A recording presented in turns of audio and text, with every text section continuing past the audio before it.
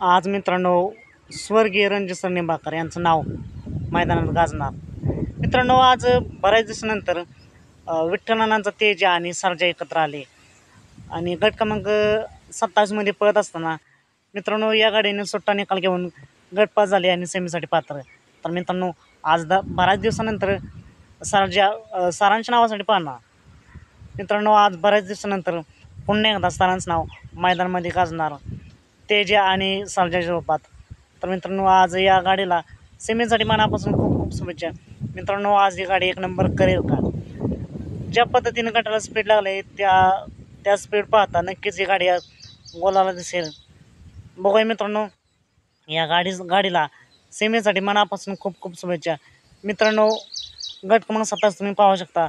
आज गाडीला स्पीड कसं लागले हे पाहू शकता आणि गाडी गोलात राहील का नाही बघूया मित्रांनो.